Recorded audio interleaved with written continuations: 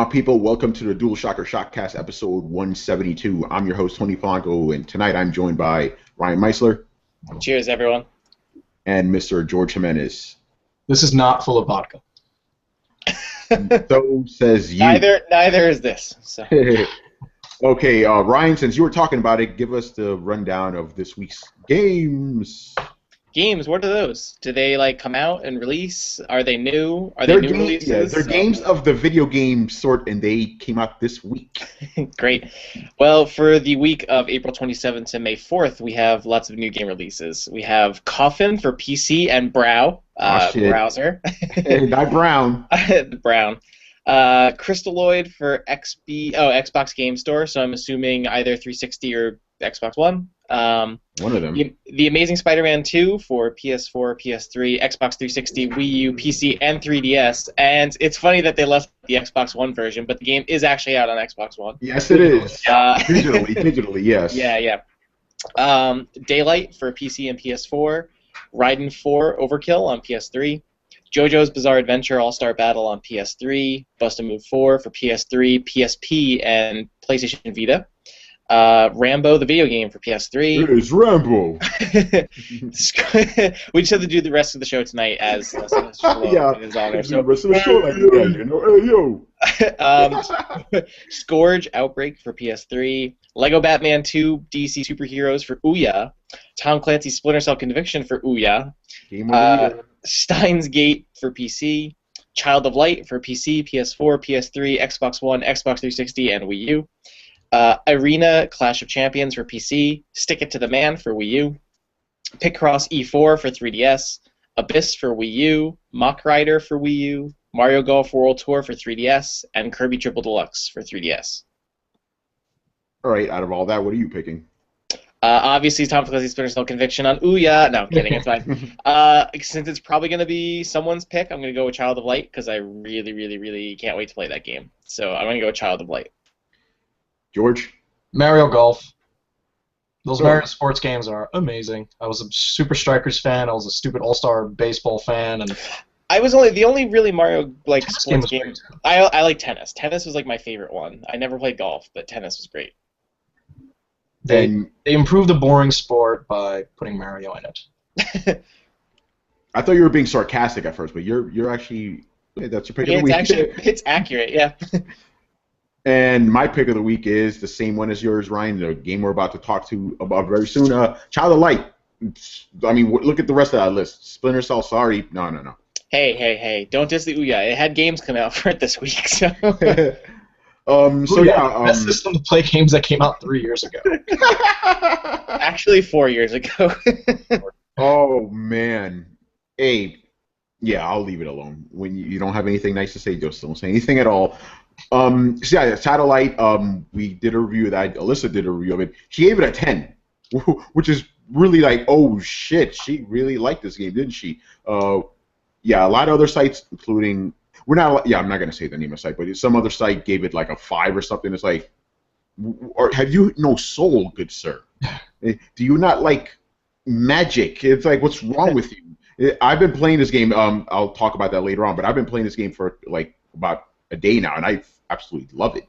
So yeah, and Alyssa loved it too. And Ryan, have you played any of it? Not yet, no. Probably this week or next week I'll start playing it. But yeah, no, I'm looking forward to it. Especially aside from the reviews, which I've seen are pretty much in the 8 to 10 range between there. But it just looks really great, and I love the UbiArt engine, from which is what they use for the Rayman Origins and Rayman Legends games. I'm really looking forward to playing it. So. Yeah, I'll talk more about that when we talk about what games are we up to playing and stuff. And what else did we review? Kirby Triple Deluxe with 1 P in the triple. Inside joke. Ryan, you did that, didn't you? Tell us about it. Yes, so I played through Kirby Triple Deluxe on 3DS, and I really enjoyed it. I gave it a 9 out of 10. And I guess even though it's, I mean, a Nintendo platformer is not exactly surprising because they've done plenty of those, obviously, especially in the last couple of years. But overall, I think the last Kirby game I really played was Kirby's Crystal Shards on 64. So it's been a long time since I've actually played a I guess legit Kirby game. But I really like Triple Deluxe. I thought it was really fun, especially because there's a lot of, aside from just the game itself, there's a lot of extra content in there that's really fun. Especially if you're a Smash Brothers player, it's funny how much they brought over from Smash Brothers into this game because it plays a lot like that. But aside from that, it's a lot of fun, and there's just a lot worth going back to. So definitely, if you have a 3DS, out of the 2 3DS games this week, I definitely recommend Kirby. I haven't played Mario Golf, but Kirby's really good, so I can give it a thumbs up there. So. Awesome. You're giving a lot of games, a lot of high scores. Yeah. Oh, no. It's been good games lately, so. Yeah. Some games are good. Sorry, like. Actually, yeah. I guess to be fair, never apologize for enjoying a game. Yes, that's a good way of seeing it. Actually, to be fair, the last 2 games I reviewed, I gave like meh kind of scores. So we're not just giving every game under the sun good scores around here. Even though I do apologize sometimes for like not liking a game, when it's like I remember, I think Resident Evil, the last Resident Evil game, where I kind of played it in a bubble, meaning I didn't really hear anyone else's opinion until I had the game maybe a week prior to it coming out. And I'm playing it for review, and I'm just there, and I'm like, this game is not good. Am I crazy, or is this game? We're talking about a 6, right? Yeah, I think I gave it like a 6. Yeah, Resident Evil 6. I think I gave it like 5 or 6, and I was just like, And I just remember calling another writer. I'm like, hey, I know you're playing Resident Evil 6. He goes, it's terrible, right? And he's like, oh yeah, it is. I'm like, oh, I didn't lose my mind or just had to validate your opinion. So yeah, sometimes you need to with other colleagues just to make sure. But like, yeah, I've run into those issues where games people like, and I was just like, I'm sorry, I can't get into it. Like, you're apologizing. You're like, nah, it's not for me. Like, I was like that with Skyward Sword, Zelda. I just could not get into it and enjoy it as much as other people did, just because the first hour, 2 hours of that game are just like you want to kill yourself.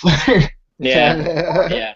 But yeah, it was interesting. Yeah, I mean, Kirby, I had a little bit of that just because, like, I know I was really enjoying it, and I know my review score is probably like on the higher end of what it's been getting. Which it's been getting really good reviews for the most part from what I've seen. But I have seen more like 7 and 7.5s and stuff like that. Which like I didn't I gave it a 9, but like I still I could see some of the points that people brought up in some of their reviews. But overall, I really enjoyed it. I thought it was really good, and it's probably been one of the best 3DS games I played so far this year. There's been a lot of good 3DS games coming out though lately. Yeah. I mean, this is really, I think, like the only other one I really played aside from like Yoshi's New Island. But definitely this year there's going to be a lot coming out. I didn't. I was gonna say, yeah, I didn't play. I didn't get on the. I didn't jump on the Bravely Default train yet, but maybe at some point later. But. Yeah, that 3DS is putting me in a bad spot because I'm kind of financially okay with. Okay, I think I can purchase a system now. So I've been like, I can finally pick up that PS4 I've been kind of putting off this side. Or I can get a 3DS that already has a ton of great games. So I'm just kind of like back and forth on it, and was like, the money I was going to spend on my PS4, I could get a 3DS and like a couple of really cool games, like maybe like Fire Emblem or Bravely Default, and just goof around. Or Kirby Triple Deluxe. Let's just say it. The PS4 is like a big time next gen system. I would actually tell people, you know what, buy a 3DS instead. I've been telling people that. And we had this discussion before. Giuseppe was asking, he's like, hey, should I get an Xbox One? LOLs. And we were like, I'm telling people to wait on next gen for a while. Because really, you pick up the system, there's only maybe 1 or 2 games you really need to play on it, and then, one good weekend, you blow through both of those games, and you're like, all right, what's next? Just between all the stuff that came out like this year and last year for the 3DS, you have like a whole library to go through. Especially, I mean, you could just get a 3DS and Animal Crossing, like kind of like what I did, and you'd be set for a long time. So yeah, I mean, all the games I'm playing for my PS4, I could play on my PS3. So I'm only buying these games on PS4 just so I have, so I could play it basically, because otherwise it'd just be sitting collecting dust. You're right about that. So, George, I don't blame you at all, dude. I would actually be like, you know what, get a 3DS. Just say it. I'll keep you updated. It's going to be tough. Yeah. One of the things I like about doing this show is that even though there is structure to it, I could be a little flexible. George, you just inspired me right now. I want to talk about games that we played that were universally praised that we didn't like. Do you have anything like that? You know what? I have a folder here of every review I've written. Oh, nice. So if you want to just rap to yourself for a bit, I can look through and see. Yeah, I'll start things off. One of the games that I played that I thought was just okay that everybody seemed to love was actually Fallout 3. The reasons I didn't take to it too much. I mean, I love the world they set up, all the fake history. I thought that was great. The thing is, and keep in mind, I played this on the PS3. It was the buggiest fucking game I've ever played in my life. Like, it would crash every 10 minutes. So every 2 minutes, I would save manually. Every time I went to open a door, it's like, is the game going to crash on me? What's going to happen here? But aside from the technical stuff, it was like, okay, what am I really doing? The game is telling me I need to go clean water. That's the real main story of the game. And my character doesn't even speak the entire time. It just felt like I was just kind of just being led along, and there was no real impetus to do anything. Like the game, I know a lot of people like it because it's like this big open world sandbox. That's great, but I need some kind of structure with my game, so that's why I didn't enjoy it too much. Do you feel like you have that issue with a lot of those super open games like that?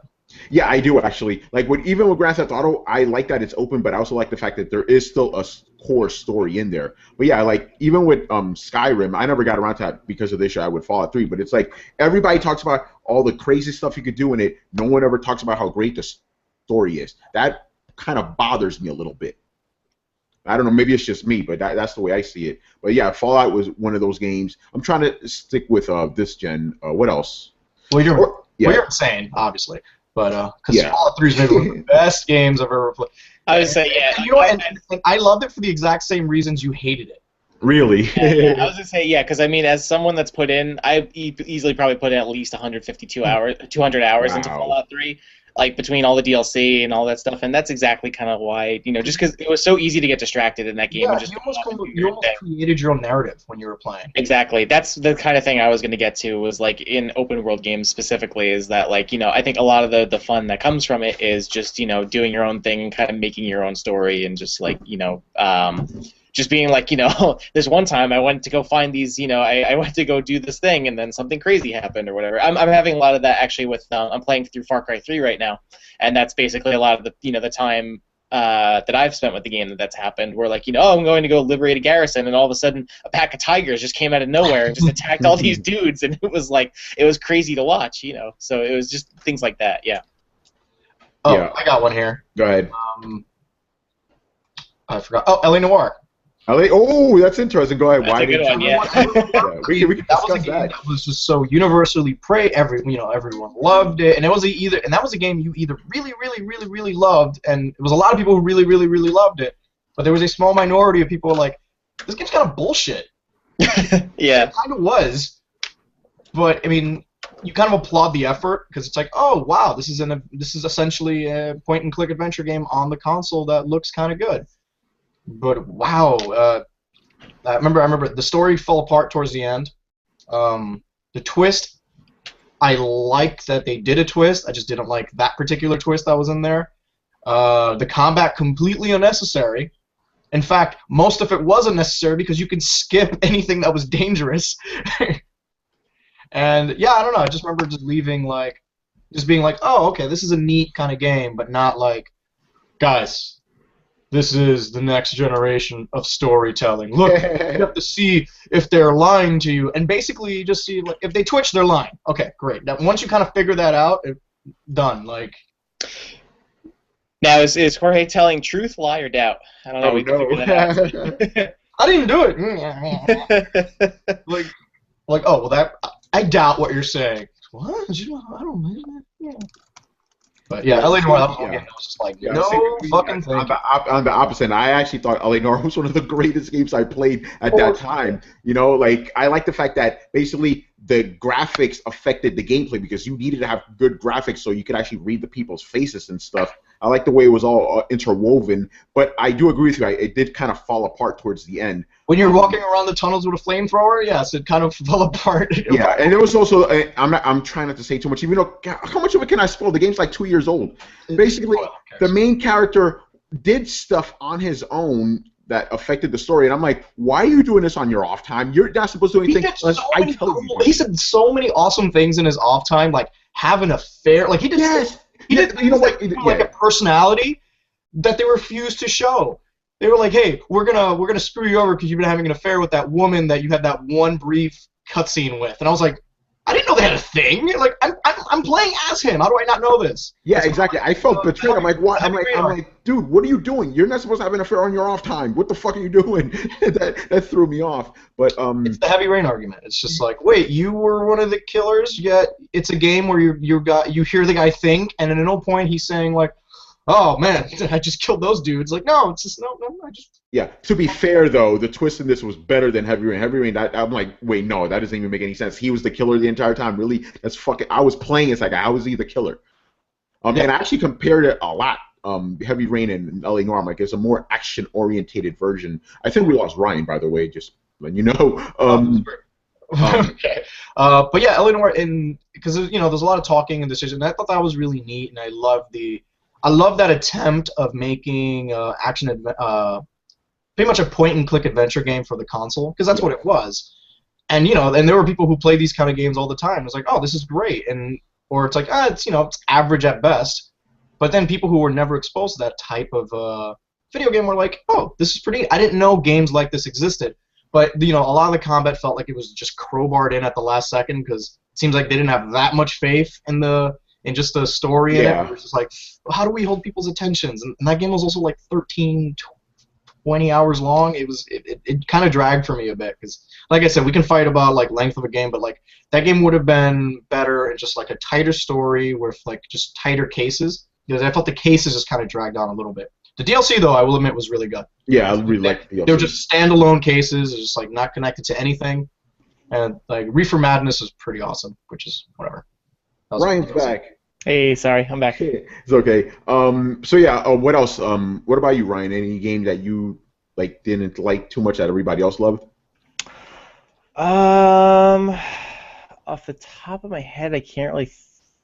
I don't know. It's like, I don't know if maybe it was like a specific game. Oh, actually, okay. So I had one. I remember having debates with my friend about this game in particular. But Dead Rising, the original one. Oh, interesting. Mostly because, I had a friend who absolutely adored that game, and I enjoyed Dead Rising, but I think my problems with the game, a lot of it were mechanical, especially the save system and all that stuff was driving me nuts, because when I was playing that game, I had to restart it 3 times because my save progress got screwed over by the save system, so I had to restart the entire game 3 times, and I was like, you were playing it in widescreen, you couldn't read the text? No, it was just like I got to like, oh yeah, I mean, aside from that, which is really annoying. But like, no, I had issues with like my mission progress being screwed over by the saves because I couldn't progress past a certain point because I ran out of time or something like that. So I think that was just something that, like, I remember I had a friend of mine who was like, it adds to the tension and it adds to the gameplay. I'm like, no, I just feel like it's just really bad game design. And it's really crappy, and it's just kind of trying to make an excuse for it. So the only game where crappy game design actually worked in its favor was the Demon Souls and Dark Souls. How's that? And I liked it because everything played by the same shitty rules it existed in. Meaning, in order for, a lot of it dealing with the AI, like, it had to follow the same rules of, like, the shitty mechanics through everyone else. So it's like, hey, if you have enough speed, you can just kind of run around things. And, hey, if they have enough speed, they can run around you. Or if you need to backstab, there was a lot of, like, animation lock stuff that you can get away with, but then also, like, hey, why can't I hit this enemy because when he rolls? And he's like, well, he can't do the same thing to you either. And like, oh. And then once you kind of figure... That's why I like the Souls games, because you're on an even playing field. It never feels like the AI...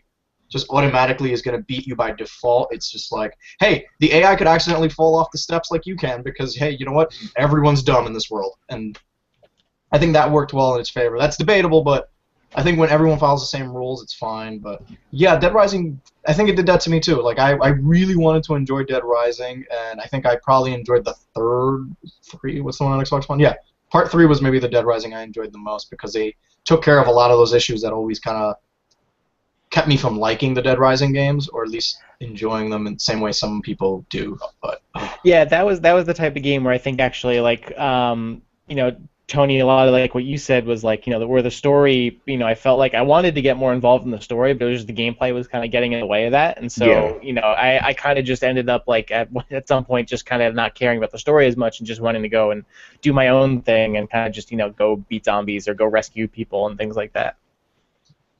Yeah, the other game I could think of, and this is going to be a little bit shocking, but my feelings towards this game are not nearly as strong as Fallout. I had a lot of problems with Fallout. I thought Please forgive me. I thought the first BioShock was a little bit overrated. I really did. Really? I like the world they set up, but because I played it maybe 4 years after it came out, so 4 years of hype, and I played again like, this is good, but it's not this amazing grand thing like you guys are talking about. Like, I think maybe I overhyped it for myself. Maybe that's the reason. Yeah, I mean that might be a case where because you played it so late after it came out, like like I played it like a couple of months after it came out, like maybe 2 months. So I was still in that period where everyone was like loving it and praising the story. Versus now, I think where like because it's been analyzed so much and because it's been like so the story is so well known at this point, and because like a lot of games have imitated it and done things like that. Even BioShock itself has kind of done that with Infinite. I guess it kind of loses its luster maybe after playing it so far after it originally came out. But yeah, because I felt the controls were a little bit clunky. I kind of didn't really understand the story too much. It's like, there was that twist. I'm like, what? Really? I had a little bit of that when I played Mass Effect 3 like about a year after it came out. So I was well beyond all of the ending and shit controversy that came out. So yeah. I was going to ask you that because you were able to play Mass Effect 3 with all the DLC included in the game, where it was it felt like a more complete game. So that must have been like a really cool game to play. Right, I think. As opposed to what we did, we had the original ending, and then we had to wait for that. What the fuck is this shit? There's a good game in here, I think. Yeah, there's something in here, but yeah. Actually, you know what? Because once I was able to separate ending from the game itself, I really loved it. I mean, the ending was like not great, but I think having all the DLC and the extended edition, like being able to play it as a complete package helped. I just feel like I was able to enjoy it more as a game rather than just listen to all the people complaining about the ending. Yeah, so the extended edition was actually my first quote-unquote professional review that I've ever written, and I said if that was the original ending of the game, there wouldn't have been as crazy of a backlash. There would have been people complaining, but it wouldn't have been as strong. I really honestly believe that. I still would have rated it high even with the shitty ending. I did, I still. Yeah, to me, it didn't matter because it's like the whole experience. And that game, just the moment, like there's some individual plot lines happening there that alone were like, this is the best game I've ever played. I was gonna say all the Thane stuff, incredible.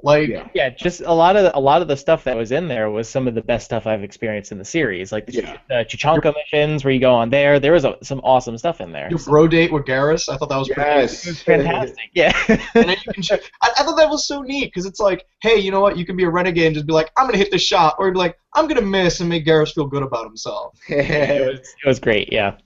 Yeah, the good definitely outweighed the bad in that game. My favorite spot on the Citadel. I was like, I love you, Garrus. It's great, man. All right, so let's move on to some, it's news, but it's kind of another feature topic. Let's talk about E3. Nintendo announced that they're not going to be at this year's E3 again. They're going to have a little side event during E3, kind of like we did last year. Mm-hmm. And it kind of brings the question, because a lot of people have a question, what is the relevance of E3 nowadays? Is it as important as it used to be? Because, I fall on the side of I like having E3 every year. I like the big spectacle, the bombast, all that crazy stuff. But is it really necessary? Can't a company save money and production time because they have to put everything aside just to have a demo for E3? Is it worth it for a company to actually go to this big event and instead of not just should they instead just focus on something smaller, something more controlled the way Nintendo does? What do you guys think about that? Is E3 as necessary as it used to be? I think for Nintendo, I think it's good for them to actually have a separate show to go alongside E3 because just because where Nintendo is right now with like Xbox One and PS4. E3 has always been the big, huge announcements that gets picked up by not only video game outlets but mainstream outlets. Like anything showed off on E3, you will see on Fox, CNN, MSNBC in the morning. All those dumb morning shows for your local PIX affiliates. They'll talk about E3 about it's the biggest show of the year, and they'll mention the big here's a Call of Duty, here's a Halo, here's a blah blah blah. I think Nintendo would be kind of buried in those big announcements where it's like, hey, here's a separate space so your guys' heads aren't spinning and it's just like it's something we can completely control and that's fine. But yeah, I think E3 is important just because this is your This is your coming out party. This is what to tell people to buy. It's an industry thing. So people who are going to this event are purchasers from like Walmart and other big retailers saying like, what's going to be the hot game that I need to be sure we have 500,000 copies distributed between our 300 stores, or this needs to go to, we have 4,500 GameStops. What's the game? I'm a purchaser. What needs to be in the store? And that's what E3 is. That's why you see so much hype, some stupid banners and all this shit. This is an industry show. It's not like a PAX or something where like anyone can come in. Those passes, if you want to buy them, are like $1,200. Yeah, it's exactly. Industry and press and just anyone who has any professional opinion or just anything to do with the video game industry is going to be there. This isn't a just like, hey, it's the car show. Come and see the new cars. It's like no. These are games that we want your particular store to buy and stock 1 million copies of. So yeah, that's my E3 spiel. I'm totally with you, dude. I completely agree. But there has been a lot of people, even some of the bigger sites saying, like, do we really need an E3? It's just they kind of see it as a waste of resources where they could just show their game off. And like, look at Rockstar. They don't go to E3. They build just enough hype on their own without going to E3. And those things with Walmart and stuff, you could still do that behind the scenes. Well, now they can. Yeah. But I'm pretty sure Grand Theft Auto 3 was at an E3 or. Oh yeah, it was. But I'm just playing devil's advocate. By the way, there's some companies that they'll just even if they weren't. I'm pretty sure Call of Duty wasn't there. They'll still sell 1 billion copies. But you know what? You have a marketing budget for a reason. You have to spend it. And either way, it's still the show to be at. And like I said, it's an industry show. Like it gets you attention. But yeah, you do run into that issue if you're smaller. You're not going to see any of the smaller games there because they're going to be buried under the blockbuster stuff, and that's why shows like a PAX and stuff like that's important. But you still need it. I think for gaming news coverage, it's more efficient to have people just sitting at home and watching the stream because you'll get more information out of that as opposed to, hey, I'm Tony on the floor. I got to get over here. I got a damn zone. Yeah. There's a lot of that going on. And unless we're just plugged into Activision's booth and it's just stream this fucking thing and call it a day, we don't have that. There's going to be 1 million journalists running around writing 1 million things.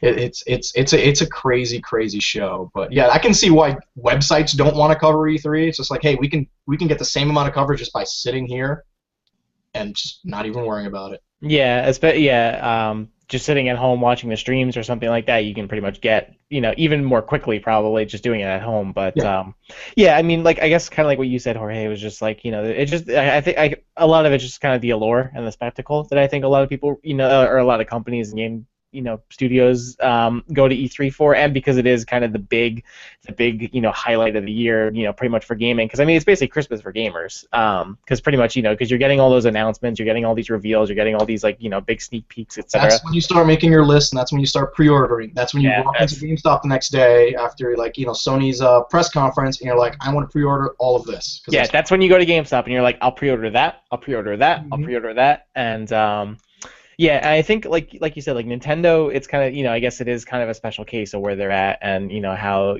so far the Nintendo Directs I feel like have worked out pretty well with them because they can do them at they have free reign to do them whenever they want, and to do whatever content that they want.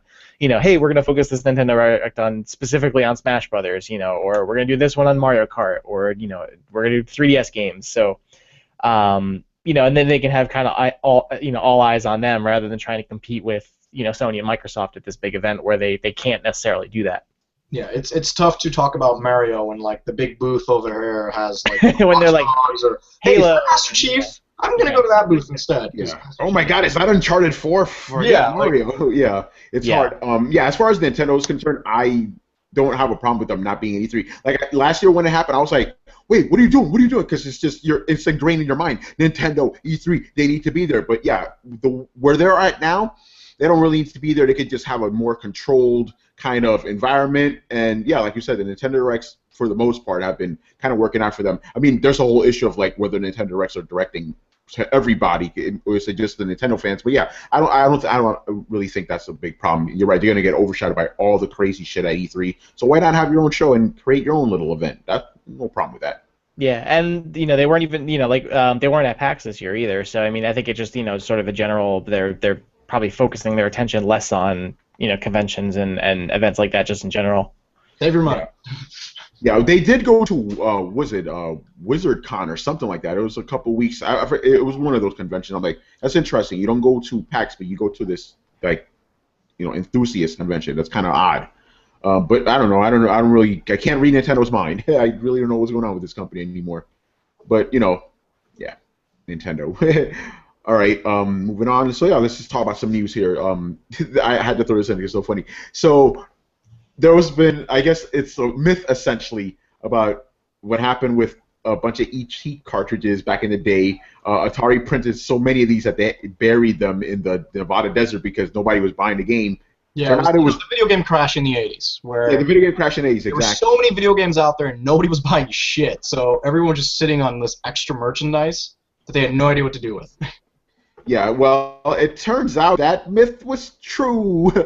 They found it wasn't millions like they reported, like they thought it was going to be. It was like a few thousand, I think. But yeah, they found the cartridges in the Nevada desert. Pretty interesting stuff that actually came out to be true. It's going to be for a documentary for the Xbox Live is doing like a series to they're doing a documentary, so they've myth essentially proven confirmed. Yeah. Hey, do we have Thomas in here? Because I was talking hello. last week. Hey, what's up, man? Not much. Hello, everyone. Just so you know, Thomas Luke has joined us. A little late there, Australian time. That's okay. What's going on, buddy? Not much. I'm sorry, but I must have got the time zone conversion wrong. It's always a pain trying to figure that out. Yeah, no, it's okay, man. Yeah, you know what? Since we're just talking about news. We're talking about the ET cartridges being found. What do you think about that? I don't know. It's pretty cool. Like, it's weird. It's been so long, and it's been such a massive part of. Well, I mean, at least for me, I've always been hearing about it as one of those gaming myths, I guess. So it's kind of cool that it's finally been discovered. At the same time, it's a bit sad that I guess the mystery of that's now kind of gone. Yeah, I did feel like it was kind of a letdown. I agree. I kind of wish they dug these holes and there's Major Nelson there and goes, "We're about to," and it's like Al Capone's saying, "We're gonna open it," and there's nothing there. See, it would have been cool. It's like Geraldo. It would have been cool if they open it and it was just empty cases of Atari. They're like, "Hey, where the fuck are the cartridges?" Another mystery. Yeah, it would have been great. They throw a surprise, and then they're like, "Well, we didn't find the Atari cartridge. We found Jimmy Hoffa's dead body." We found an actual ET, people. We found Loch Ness, Bigfoot, but no Atari. Oh man, that's hilarious. Anyway, so this other I had to throw it in there because it's just ridiculous. So we got some Drive Club stuff. It has a release date now. What is it? Is it another October 7th game? Because we're getting too many of those. Yeah. Basically, the big thing is like, okay, because they promised the game was going to be 60 frames a second. Now it's 30. People are going crazy again. Why do you care? Who the fuck cares? If the game's running at a locked 30 frames, that's all you should care about. I know people are like, it's a driving game. It has to be 60 frames. No, it does. Really doesn't. If you want 60 frames a second, then this game is just never going to come out. Because remember a few months ago, they were like, listen, we're going to delay this game because it's actually not fun. And like, whoa, okay, that's a different discussion. This isn't a 30 or 60 frames a second discussion. This is like, let's go back to the fact that you said your game wasn't fun yet. And it's a driving game. Like, you don't have to do much to make a driving game fun. It's just, cars go fast and you, oh shit, I almost hit that guy. Oh shit, I did hit that guy. But yeah, let's be more concerned with how this game will actually play like. I don't know. Is it 60 frames per second of fun or 30 frames per second of fun? Let's worry about it being fun first. How about that? It's just another thing. It's like, come on, guys, just get off. It's like, it's stupid. It's like, why? Why are we still talking about that? It's dumb. Because I just paid $500 for a system. It better have 60 fucking frames. Every game better be 60 frames. Every game better be 60. That's next gen, you asshole. 1080p. All this there is stupid. All right. Anyway, let's talk about the Wii U bundle. Ryan, you want to talk about this? What's going on with this bundle? Yes, so they announced a new. I'm going to pull the post up on the site real quick just so I make sure I get all the details right. But the gist of it is that there's going to be a new Wii U bundle coming May 8th, I think, or it's sometime early May. But basically, it's going to come with a Wii U console. It's going to come with a copy of Mario Kart 8. It's also going to come with when you buy it, it's going to come with a offer where you can get a free copy of a select Wii U title from the eShop, which includes, I have the thing pulled up, so I'm good. You can get a free digital copy of either Pikmin 3, New Super Mario Bros. U, The Legend of Zelda: The Wind Waker HD, or Wii Party U if you register before July 31st. I believe it also comes with it comes with a Wii Remote Plus controller, and a racing wheel as well with the game. So it's a pretty nice bundle, and I think it's $329.99. So regularly the Deluxe Wii U bundle I think is $300. So it's really only like $30, extra if you're going for the for the new bundle, and it's a lot of good content, in there, especially considering you're getting a new Wii U game and an additional game beyond that. So you're getting 2 free games with the bundle. So. Yeah, that's not bad at all. I mean, it would have been nice if it was 300 straight, but it's fine. You get a lot of good stuff with that. So yeah. Once that Wii U cracks, once it kind of shaves under that 300 mark, I think we'll start selling systems again. Yeah, I think once it edges closer to like the 250 range, or maybe like I don't know. Totally agree there. Yeah, I think once it nudges to like 250, I think it'll be a more alluring, price. Because I mean, especially because when you consider that, it's $300 you can get a Wii U, but for an extra $100 you can get a PS4 is kind of the comparison a lot of people are making. It was just interesting with a lot of the people that like when I read the announcement this morning, a lot of people said like, oh, Nintendo jumped the shark by doing this bundle because they see it as, I guess, kind of a desperate move on Nintendo's part because they're offering one of their big titles for the year and an additional game beyond that. So yeah, I still think who cares? I mean, you're getting Mario Kart for free. That's awesome. And if you're not going to buy the bundle, then none of this affects you entirely. Yeah. I mean, like, I don't really have an intention of getting a Wii U, but I mean, the bundle's pretty tempting. It's a pretty good offer. So, yeah.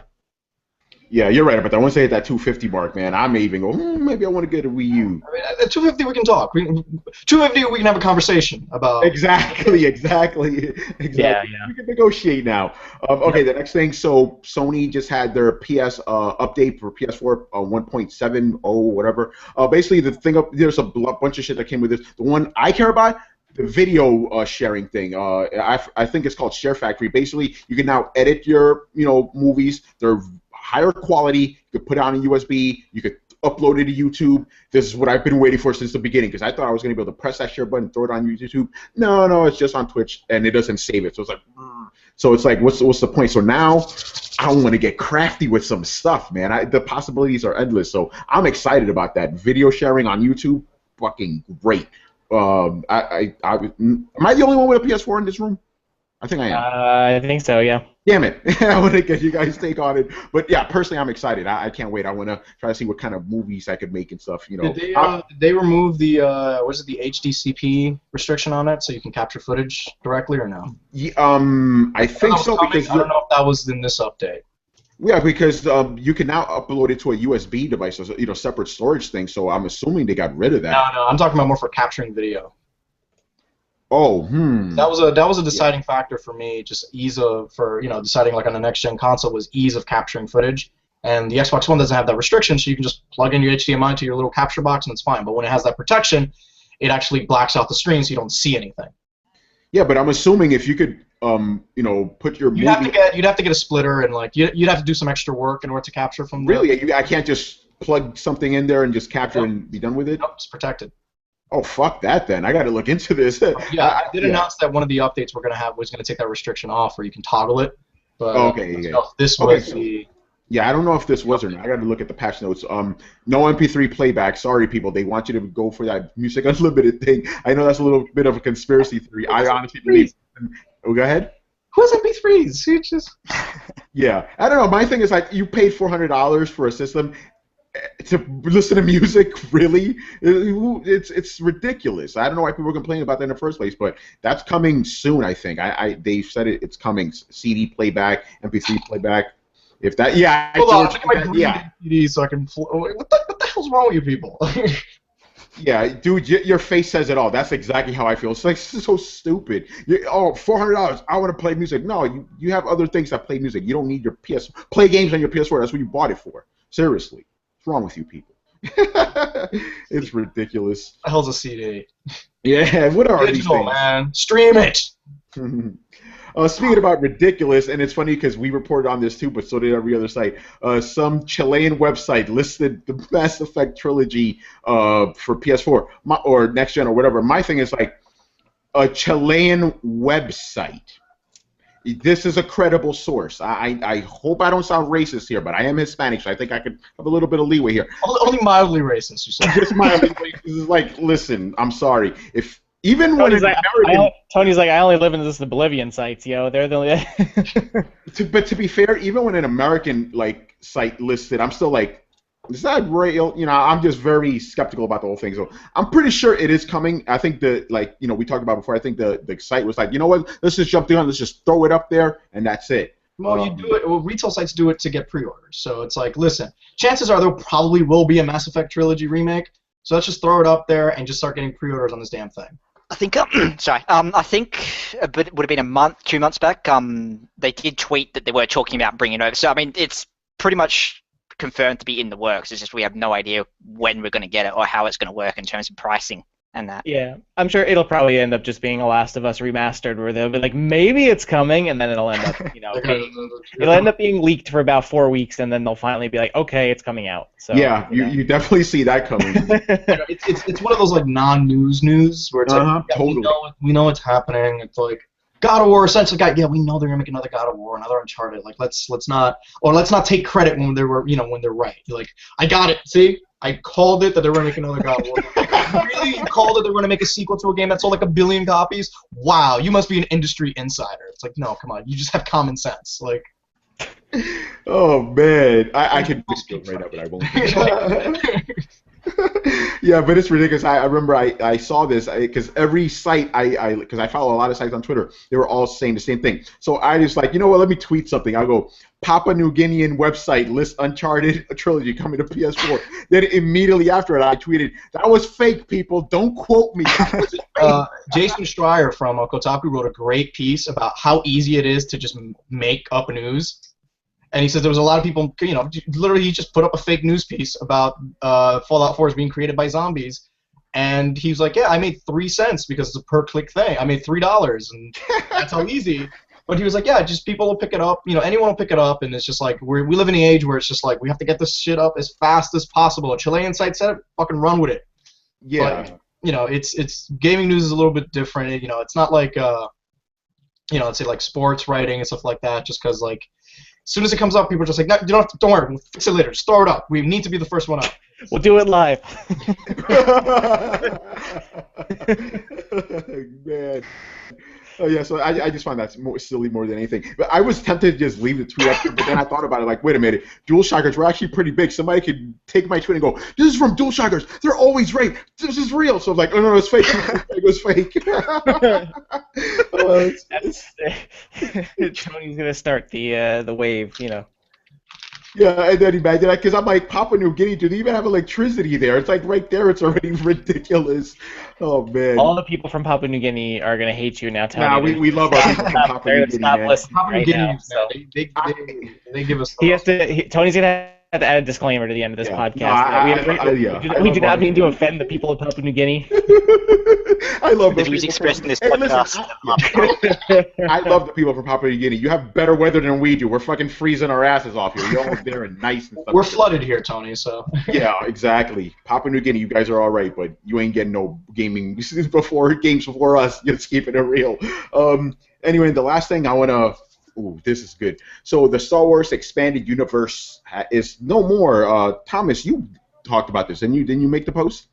Yeah. I mean, it's pretty much just sort of a clean slate thing, because, I mean, back when it got announced that Disney had bought up Lucasfilms anyway, people were going, but there's so much expanded universe that it's just going to get in the way of everything. So I think it makes sense, if you are making these movies, to kind of say, look, we respect what the writers have done, but there's just no way we can work with so much stuff that's already been written.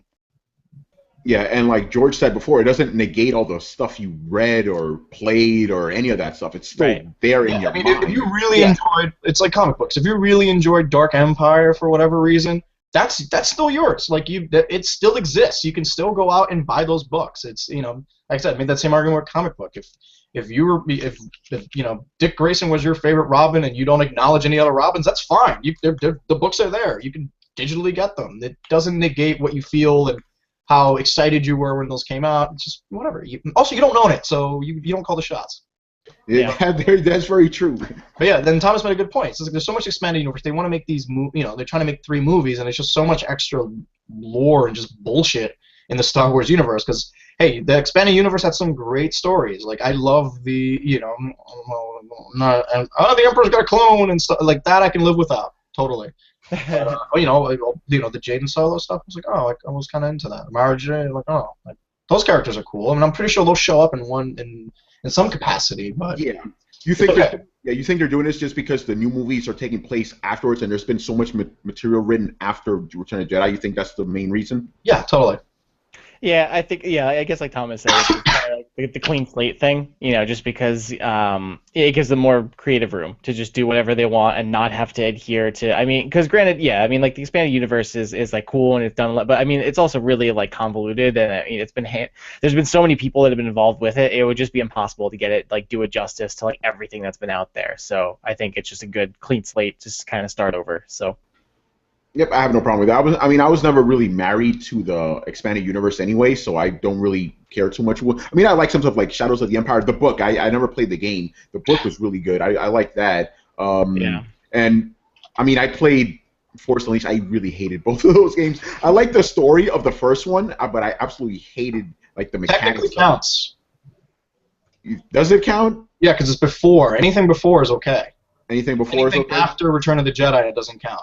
Oh, so Shadows of the Empire does count then. I think it was a bit kind of messy how that works. They're saying some of the so the only stuff that's confirmed for canon at the moment is the 6 movies and the Clone War series. But then they said some of the stuff that might still get referenced, so it's not really clear exactly what before is still actually part of it. I hope this isn't a New 52 situation where it's like a clean slate, yet they kept it and just made it a fucking mess. I hope it's not one of those. But yeah, I'm pretty sure the Old Republic games are still sort of count. I think so, yeah, because it takes place way before anything. It doesn't really matter, does it? Yeah. Like, because it's so far before. I mean, you could say there were unicorns 2,000 years before Star Wars happened. I mean, it's not really going to affect what you're writing now. Space unicorns. Oh man! And old Luke and Han just talking about space unicorns. Times were better 2,000 years ago when everyone wrote on space unicorns. Well, I don't know who talked about the space unicorns first. Was it Han or Luke? Oh, I see what you're talking about. I like that. It was Yoda because he's been around. Had the bad idea first. Oh man! And since we're talking about Star Wars, what do we think about the casting news? There's a lot of Star Wars news this week. Okay, the actors together. Cautiously optimistic, yeah. I mean, it's hard to say. I only know like of Adam Driver and like Max von Sydow and a couple others, but I'm optimistic. I think it'll be cool.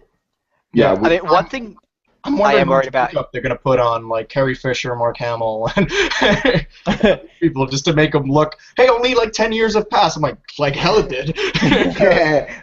Thomas, because that was kind of the problem with trying to reach from the 14 Indiana Jones film. It's like you had Harrison Ford, but he looked ancient in that film.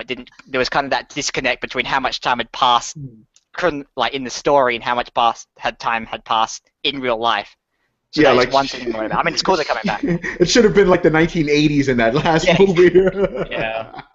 I don't know. I'm a little weird about it. Like, I like the fact that it's pretty much I read the list. I'm like, I don't know any of these people. I like that because that means you won't have to put any extra baggage on the characters. That's good. The only thing is, I kind of wish this is gonna sound like heresy. I wish they would have recast the original cast so they would have been younger. I mean, what are you gonna throw a bunch of CG on Mark Hamill's face to make him look young? They'll do the Wolverine thing where they just pull back Patrick Stewart's face like that. Yeah. Oh, my X-Men. I was like, whoa! That does not look human. Yeah, I mean, remember what they did with Tron? Like they CG the dude's face and it just looked wrong. It's like no. I mean, we just don't know when, how far in the future this movie takes place, and maybe it's 20, 30 years, so them being old is totally okay. And I'm pretty sure the movie's gonna be more focused on the younger, good-looking cast. Yeah, the characters will be more like a mentor role, if anything. Like, I don't think we're gonna see that much of Mark Hamill because he's too busy putting together the Jedi Order. So I'm pretty sure he's gonna be doing a lot of like meditating and just furrowing his brow. Like, there's a disturbance in the Force. Now you, character, go save the day. was like, okay, great, and that's it. Isn't he growing a beard for this movie? I heard about that. Good. Beards are great. He'll be like Obi-Wan. Exactly.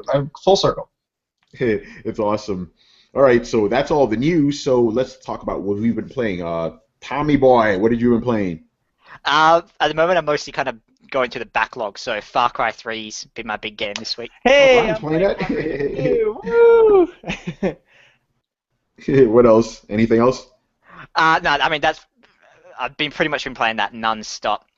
Yep. I mean, whenever I've got time to game at the moment. Also that and Hearthstone, but that's Oh yeah, we'll talk about that in a bit. Yeah. Awesome. Ryan?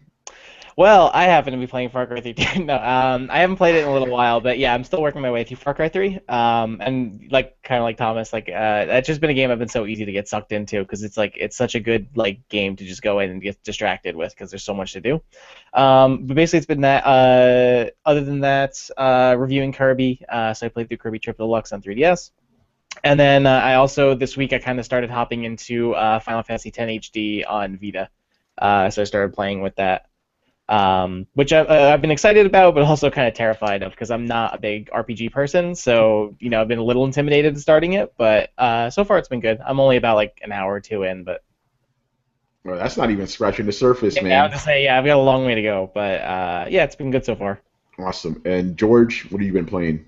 I have a confession. I've never actually played Far Cry 3.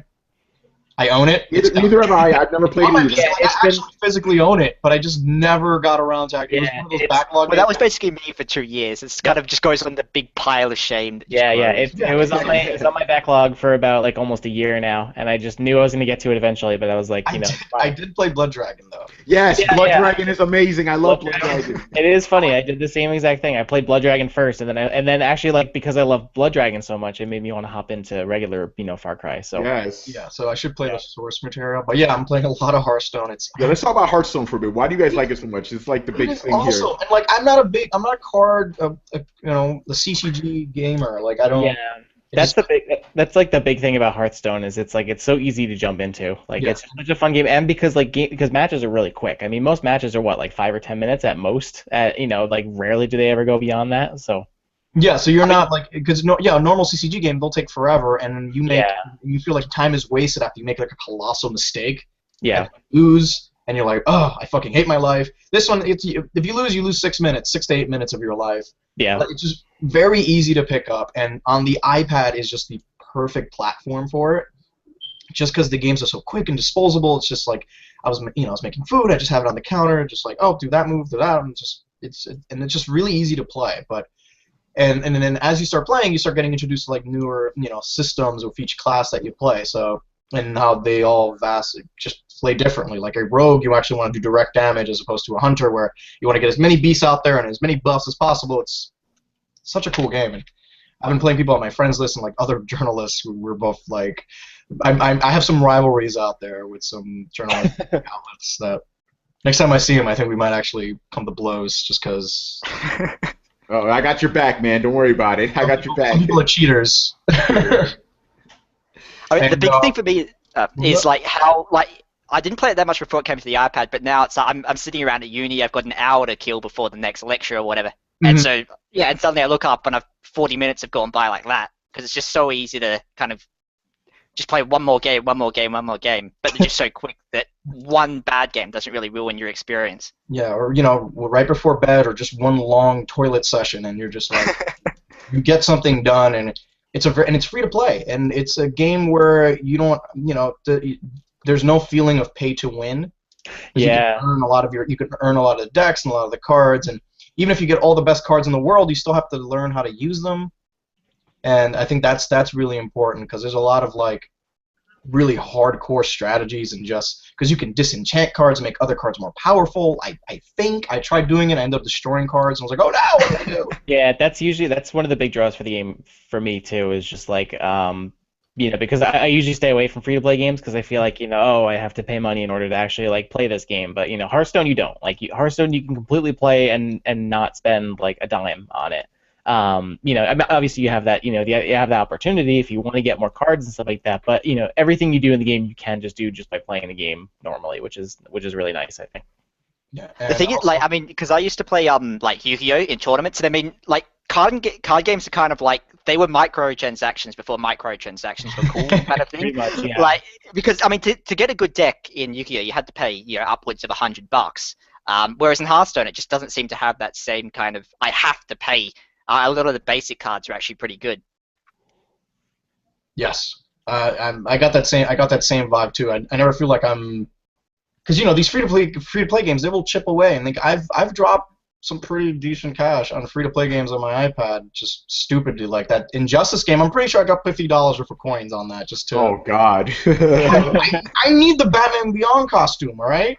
Hey, no judgments here, man. It's cool. All the Batman skins. I'm just saying. And then I gotta buy his power ups, which duh. But yeah, where's my life going? And then what else am I playing? I finished Deception 4 Blood Ties finally, so I'm gonna get my review up soonish. It's a game. It's traps. You're a girl with no clothing leading knights and stuff into traps, and they slip on banana peels and step on rakes, and it's pretty fun. I love that description. It's a game. Yeah. It's a game.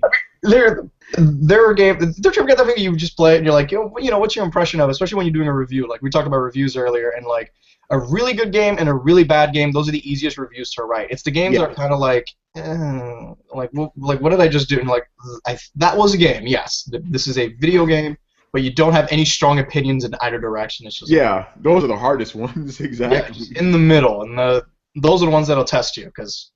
You're like, what do I even say? And it's like, is this even a good game? And then you have to start thinking like outside. It's like, well, if someone who is very into this particular game, would they be into this game? And then you kind of it's this weird thing you get into when you're reviewing those type of games. But like, I almost wish I get like, I hope I play a game. I'm like, I hope it's really shitty or I hope it's really good because that just makes reviewing even easier.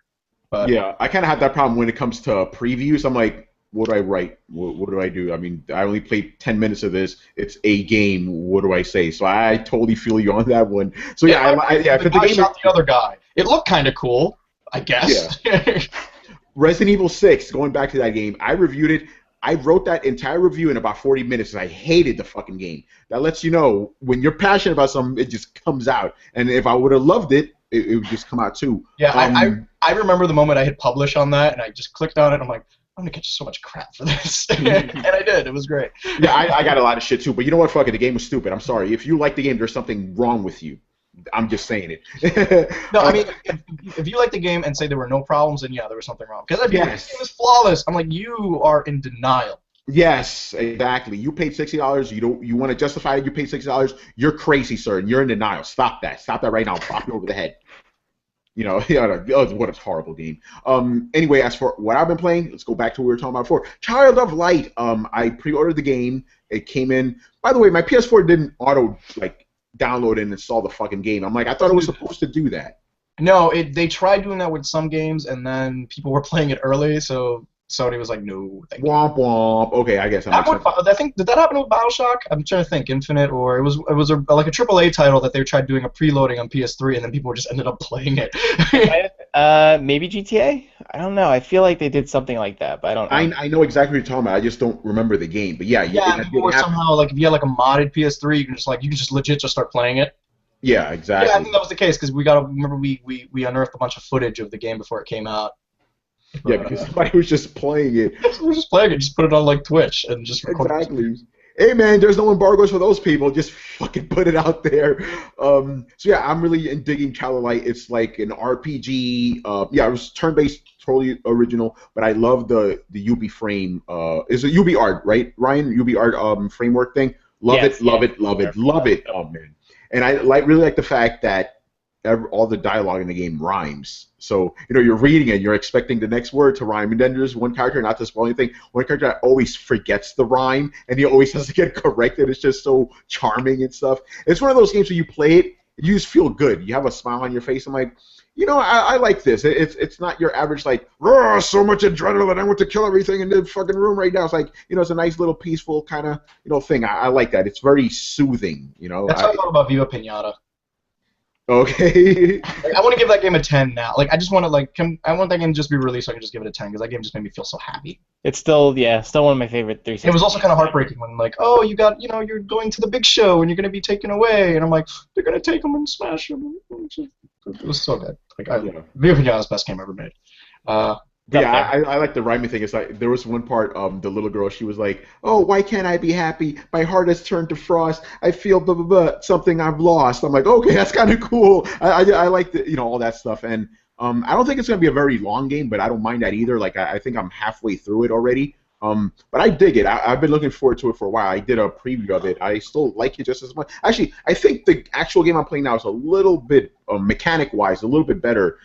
Things seem more responsive. I don't know if it was because of PAX or something that it was on a delay, but yeah, it seemed like when I press something happens right away. There wasn't any weird lag or anything like I experienced at the show. Very good stuff. And then the other game I'm playing, and I will have a review for you guys. I'm going to say by the end of the week. I don't want to give it a date.